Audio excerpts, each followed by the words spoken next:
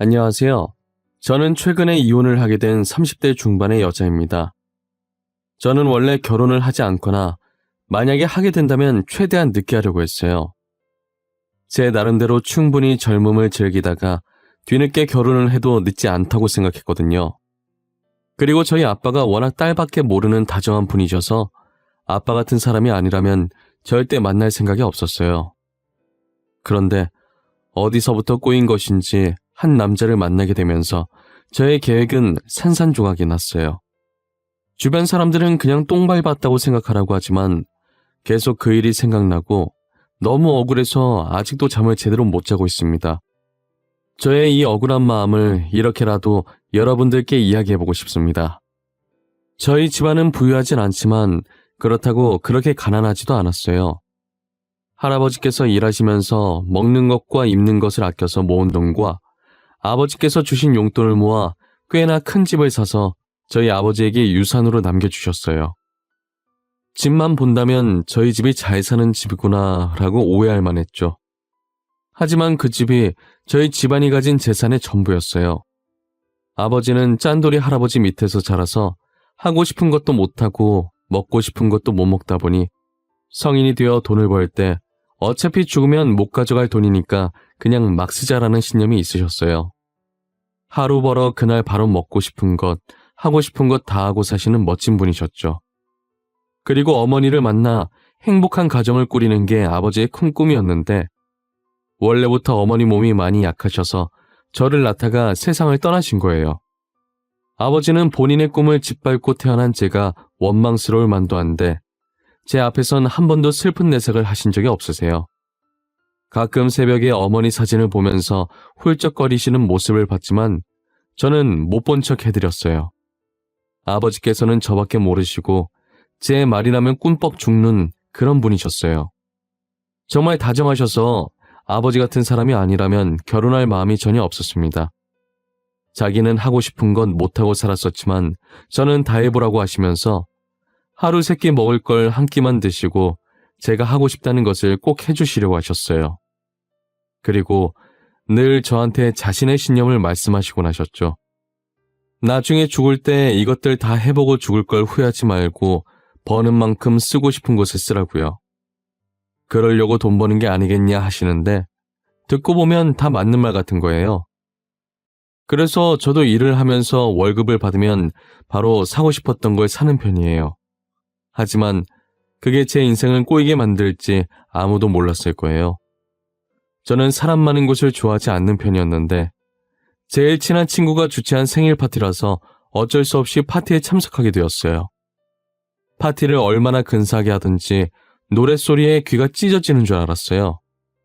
대충 예의상 분위기에 맞춰주다가 친구가 잠시 자리를 떴을 때 샴페인 잔을 내려놓고 따분하다는 표정으로 휴대폰만 보고 있었어요.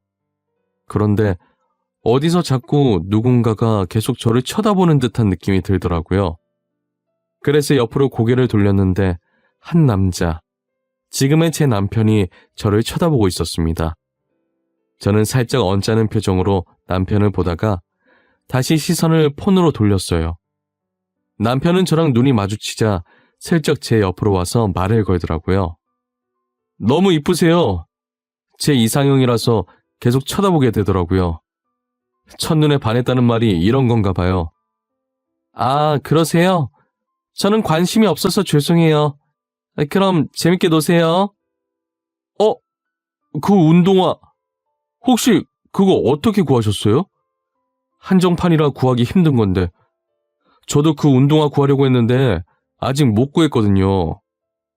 이 브랜드를 아세요? 이거 관심 없는 사람들은 모르는 브랜드인데 그쪽도 운동화에 관심이 많으신가 봐요? 운동화도 관심 많긴 한데 원래부터 패션에 좀 관심이 많았어요. 패션 쪽으로 가려다가 결국 안정적으로 월급 받는 회사원을 선택하긴 했지만요. 편한 걸 좋아해서 캐주얼한 복장으로 운동화를 신고 있었는데 남편이 제가 신은 운동화를 한 번에 알아보더라고요. 저는 처음에 이상형이라고 말 걸길래 이상한 사람인 줄 알고 그냥 가려고 했었거든요. 웬만큼 패션을 안다 하는 사람들도 못 알아보던 제품인데 한 번에 알아봐주니 너무 신기하더라고요. 저희는 운동화 얘기를 하면서 말을 트기 시작했어요. 그렇게 친구들 모임에서 몇 번 겹치다 보니 자연스럽게 번호 교환을 하게 되었고, 만날 때마다 이야기를 해보면 취향도 비슷하고 말도 잘 통하길래 한번 만나보기로 했어요. 남편이 저보다 연상이었는데 결혼 정년기다 보니 저와 결혼을 하고 싶어 하더라고요. 하지만 저는 아직 즐기고 싶어서 결혼할 마음이 없었어요. 아무래도 결혼을 하면 구속받는다는 느낌이 들었거든요. 하지만 남편이 저한테 너무 잘해줘서 결혼해도 나쁘지 않을 것 같다는 생각이 들었어요. 평소에 아버지 같은 남자를 만나고 싶어 했는데 남편은 아버지 못지않게 다정한 사람이었거든요. 그래서 저는 아버지께 인사시켜주기로 마음먹고 남편을 집으로 데리고 갔어요. 남편은 저희 집을 보더니 입을 다물지 못하더라고요. 우와, 여기가 너네 집이야? 정원 봐, 진짜 크다. 나 이런 집 TV에서만 봤지 실제로는 처음 봐. 이걸 어떻게 관리해? 이 큰 집을 아버님 혼자 관리하시는 거야? 오빠, 그러다 침 떨어지겠어. 그렇게 입 벌리고 있으면 턱 안 아파? 이거 할아버지께서 남겨주신 집이야. 우리 할아버지의 피와 땀이 이 집에 들어가 있지. 이런 집에서 살면 무슨 기분이야? 방 찾다가 길 잃는 거 아니야? 미로 찾기 해도 되겠어. 오바 좀 하지 마. 그 정도까진 아니야. 누가 들으면 우리 집이 궁궐인 줄 알겠네. 그냥 조그만 정원 있는 2층 주택이야. 남편은 집 안으로 들어오는 내내 두리번거리면서 감탄을 했어요. 할아버지가 살아계셔서 이 반응을 보셨다면 정말 뿌듯해하셨을 텐데 말이에요. 어린애처럼 입을 턱 벌리고 있던 남편이 아버지 앞이라고 나름 무게 잡고 앉은 게 너무 귀여웠어요. 아버지는 남편을 보시더니 인상이 아주 좋다면서 마음에 들어 하셨어요. 딸이 좋다고 하는데 자기가 무슨 수로 말리겠냐고 흔쾌히 결혼을 허락해 주셨죠. 그리고 저는 남편 집에 가서 인사를 드리러 가려고 말을 꺼내니까 남편은 부모님 두 분 다 어릴 때 돌아가셔서 굳이 인사할 필요가 없다고 하더라고요. 그 말을 들으니 남편이 그동안 힘들었을 것 같고 괜히 저까지 숙연해지더라고요. 저는 얼른 남편의 가족이 되어서 남편을 행복하게 만들어주고 싶었어요. 저희는 그렇게 비교적 쉽게 결혼을 할 수 있었어요. 제게 이래라 저래라 훈수두는 시댁이 없어서 좋았고 남편은 연애했을 때와 다를 바 없이 한결같이 제게 잘해줘서 결혼 생활이 너무 행복했죠. 우리 아버지 같은 사람을 만날 수 있을까 싶었는데 다행히 이렇게 만나게 되어 너무 좋았어요. 당시만 해도 결혼하길 잘했다고 생각했었는데 이 행복의 유효기간이 몇 달밖에 안 되더라고요.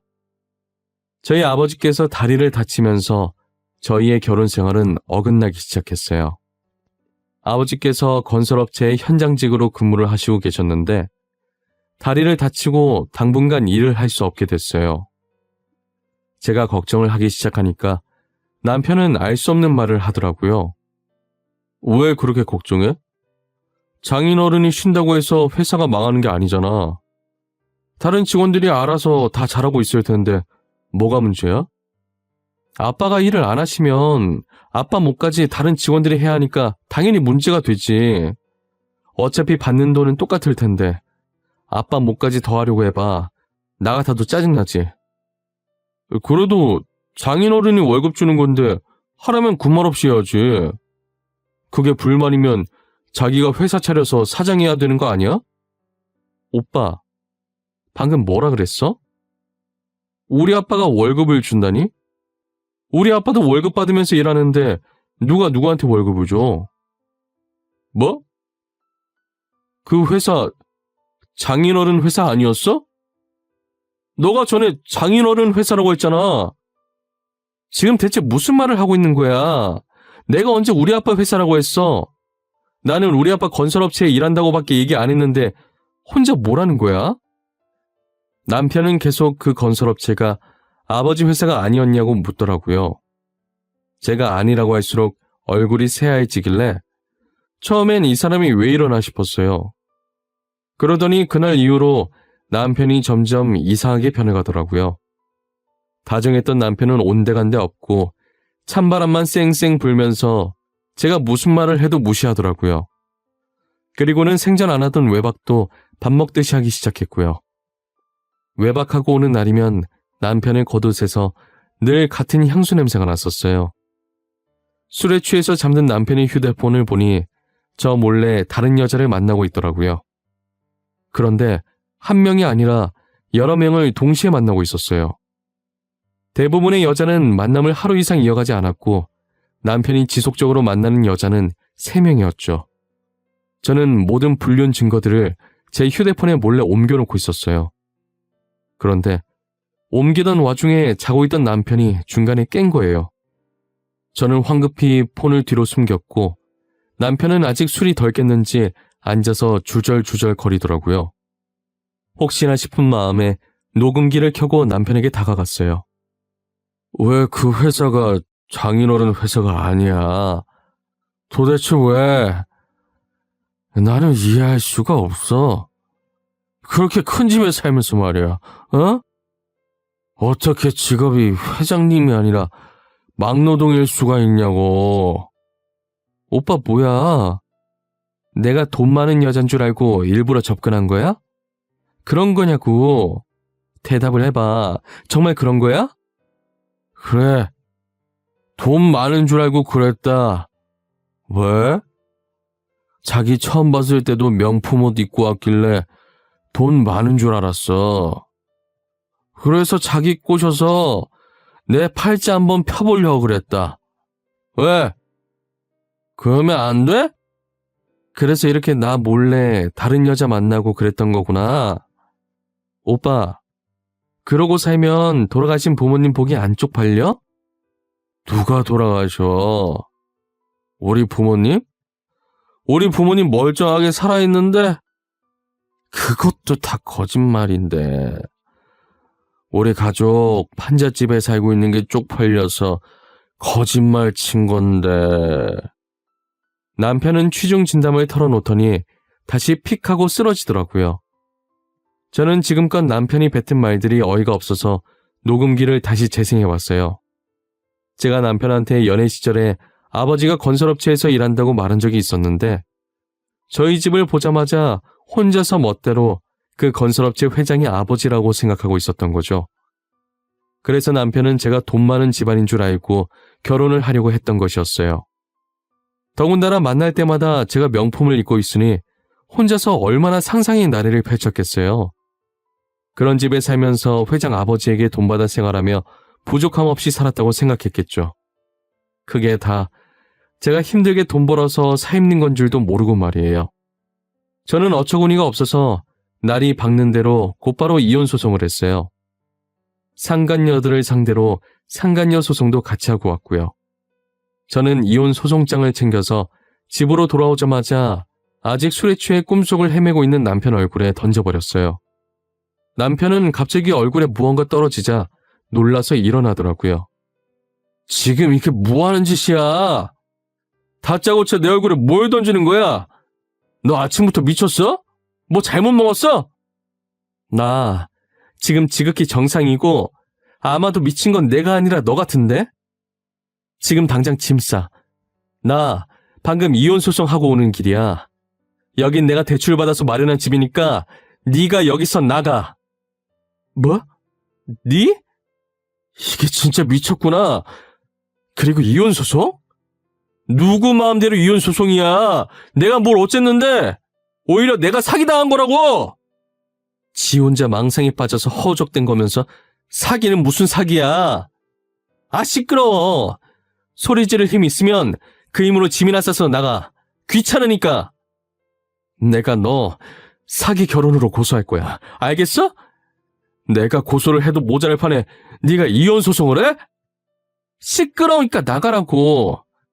네 혼자 이혼 당하는 게 억울할까 봐 네 상간녀들까지 같이 고소했으니까 너무 그렇게 억울해하지 말고 네가 살던 판잣집에나 가. 시끄럽게 소리 지르던 남편은 제 마지막 말에 놀랐는지 아무 대꾸도 못한 채 입을 벌리고 눈만 꿈뻑꿈뻑 거리고 있더라고요.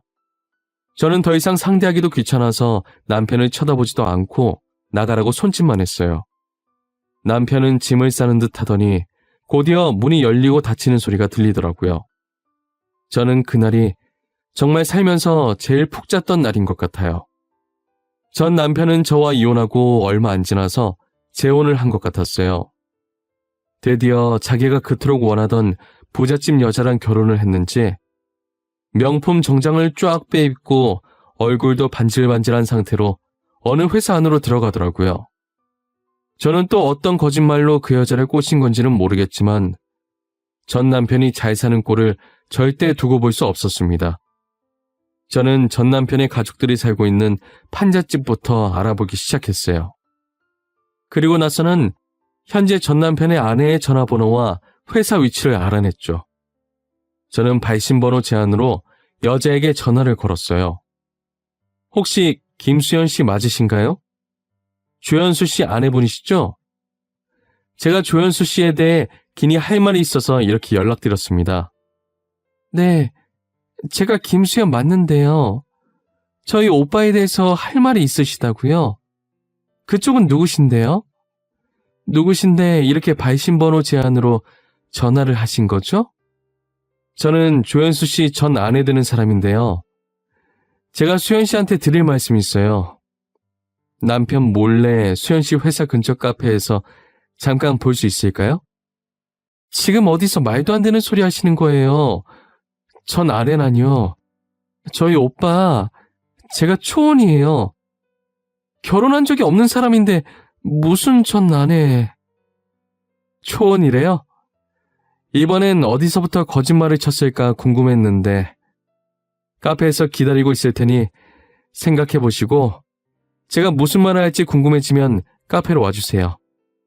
제가 당신을 어떻게 믿고 거길 나가요?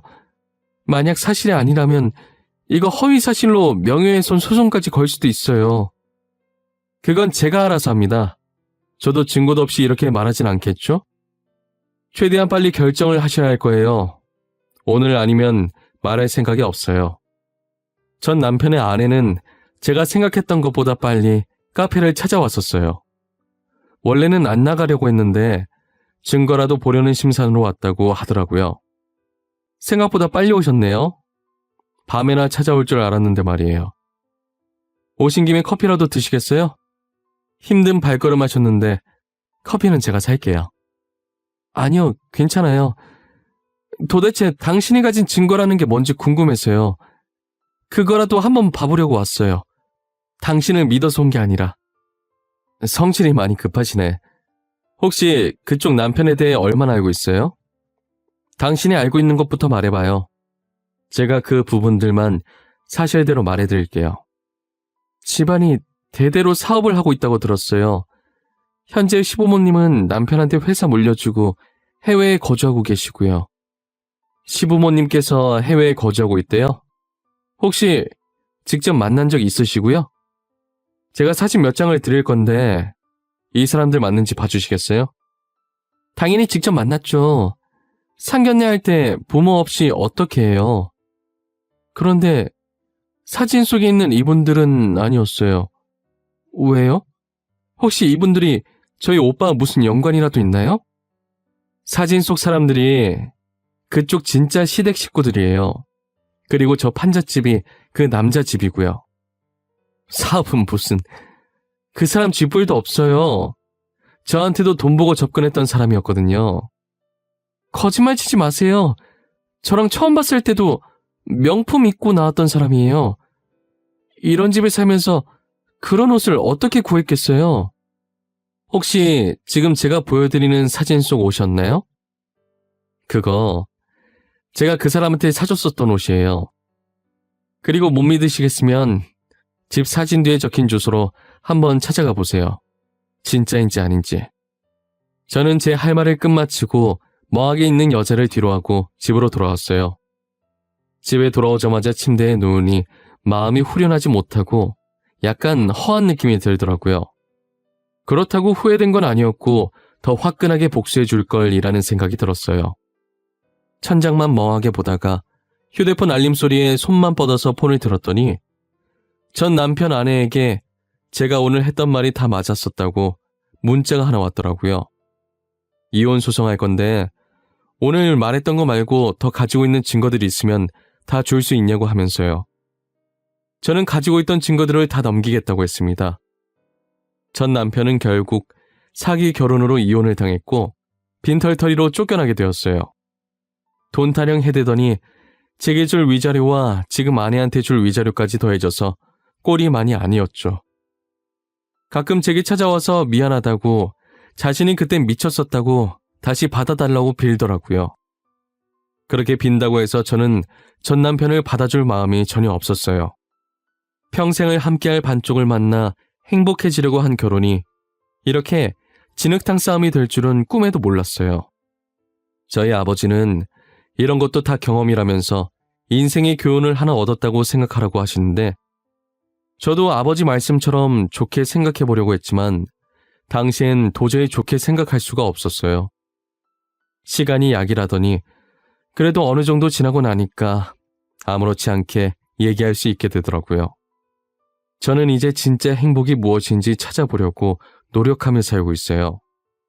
행복이라는 게 거창한 건 줄 알았는데 생각보다 별거 없더라고요. 먹고 싶은 건 먹고 하고 싶은 것 하고 사랑하는 아버지와 추억을 쌓는 게 진정한 행복이더라고요. 그동안 제게 티를 안 내서 그렇지 아버지께서도 무척 속상해하셨을 거예요. 저는 아직 재혼은 생각도 없고 이렇게 평생 아버지와 둘이서 행복하게 살고 싶습니다. 제 이야기는 여기까지입니다. 지금까지 제 이야기 들어주셔서 너무 감사합니다. 여러분들도 저처럼 지금부터라도 소중한 사람과 행복한 추억 많이 쌓으시길 바랄게요.